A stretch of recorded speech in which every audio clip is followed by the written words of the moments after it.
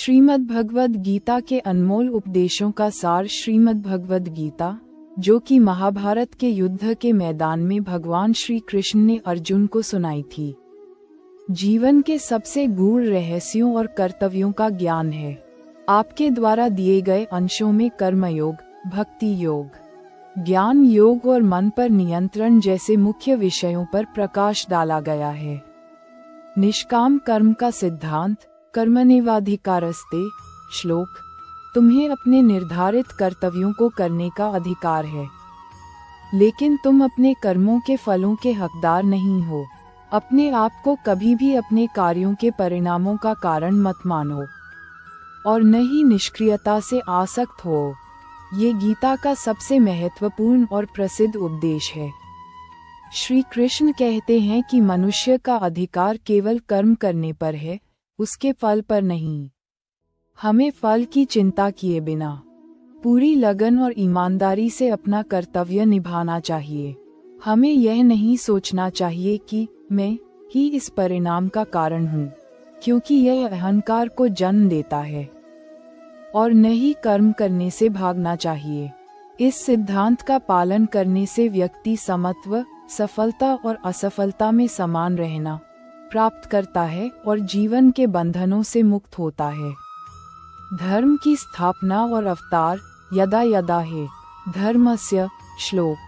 हे भरतवंशज, जब जब धर्म का पतन होता है और अधर्म बढ़ जाता है, तब तब मैं इस संसार में अवतरित होता हूँ। यह वचन श्री कृष्ण की ईश्वरीय शक्ति और उनके अवतार लेने के उद्देश्य को दर्शाता है। वे स्पष्ट करते हैं कि जब भी संसार में सत्य और न्याय, धर्म का ह्रास होता है और पाप और अन्याय, अधर्म की वृद्धि होती है, तो वे साधुओं की रक्षा, दुष्टों के विनाश और धर्म की पुनः स्थापना के लिए विभिन्न युगों में स्वयं प्रकट होते हैं। ये भक्तों को यह आश्वासन देता है कि संकट के समय ईश्वर हमेशा उनकी सहायता के लिए मौजूद हैं। ज्ञान प्राप्ति का मार्ग, उपदेश और सेवा श्लोक। सत्य को जानने के लिए किसी आध्यात्मिक गुरु के पास जाओ, उनसे विनीत भाव से जिज्ञासा करो और उनकी सेवा करो।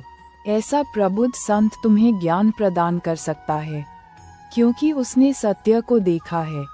यह उपदेश हमें ज्ञान प्राप्त करने की सही विधि सिखाता है। गीता के अनुसार सच्चा ज्ञान केवल शास्त्रों के अध्ययन से नहीं मिलता, बल्कि उसे जानने वाले एक गुरु, आध्यात्मिक शिक्षक से प्राप्त किया जाता है।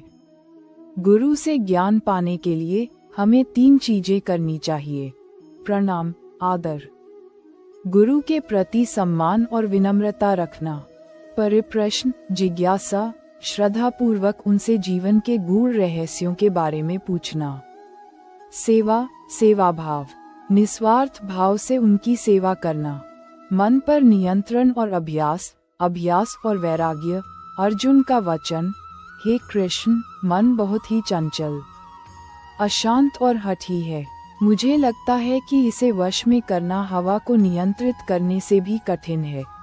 श्री कृष्ण का उत्तर, हे कुंती पुत्र, मन निस्संदेह चंचल और वश में करने में कठिन है, लेकिन निरंतर अभ्यास और वैराग्य द्वारा इसे नियंत्रित किया जा सकता है। अर्जुन ने एक सार्वभौमिक समस्या, मन की चंचलता, को उठाया। भगवान श्री कृष्ण स्वीकार करते हैं कि मन को नियंत्रित करना कठिन है, लेकिन असंभव नहीं। वे इसके लिए 2 मुख्य उपाय बताते हैं: अभ्यास, प्रैक्टिस, मन को बार बार विषयों से हटाकर आत्मचिंतन या भगवत स्मरण में लगाना; वैराग्य, डिटैचमेंट, सांसारिक वस्तुओं और इंद्रिय सुखों के प्रति अनासक्ति का भाव विकसित करना; भक्ति और समर्पण की महत्ता, अनन्य भक्ति श्लोक। इसलिए हे अर्जुन, तुम हमेशा मेरा चिंतन करो और अपना कर्तव्य करो। मन और बुद्धि को मुझ में समर्पित करके तुम निस्संदेह मुझको प्राप्त करोगे। जो लोग अनन्य प्रेम से मुझ में मन लगाकर मेरी पूजा करते हैं, मैं उन्हें वह देता हूँ जिसकी उन्हें कमी है, और जो उनके पास है उसकी रक्षा करता हूँ। यदि कोई मुझे प्रेम और भक्ति के साथ एक पत्ता एक फूल, एक फल या थोड़ा सा जल भी अर्पित करता है, तो मैं उसे स्वीकार करता हूँ। सदैव मेरा चिंतन करो, मेरे प्रति समर्पित रहो, मेरी पूजा करो और मुझे प्रणाम करो। ऐसा करने से तुम मेरे पास आओगे। मैं तुमसे यह वादा करता हूँ, क्योंकि तुम मुझे अत्यंत प्रिय हो। सभी प्रकार के धर्मों को त्याग कर केवल मेरी शरण में आओ। मैं तुम्हें सभी पापों से मुक्त कर दूंगा। डरो मत। ये सभी उपदेश भक्ति योग के महत्व को स्थापित करते हैं। श्री कृष्ण कहते हैं कि उन्हें प्राप्त करने का सबसे सरल और सीधा मार्ग अनन्य भक्ति है।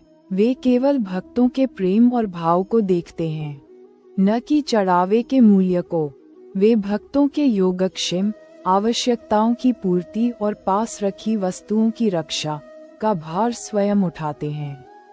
अंतिम और निर्णायक उपदेश में वे अर्जुन से सब कुछ छोड़कर केवल उनकी शरण में आने, शरण आगाते के लिए कहते हैं। वे आश्वासन देते हैं कि शरणागत होने से सभी पापों से मुक्ति मिल जाएगी और कोई भय नहीं रहेगा। ये गीता का अंतिम और सर्वोच्च रहस्य है, जो जीवन के सभी बंधनों से स्वतंत्रता दिलाता है।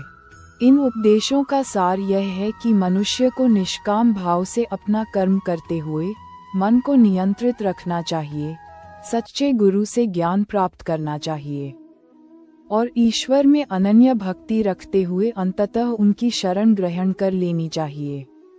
क्या आप गीता के किसी विशेष उपदेश को और गहराई से समझना चाहेंगे?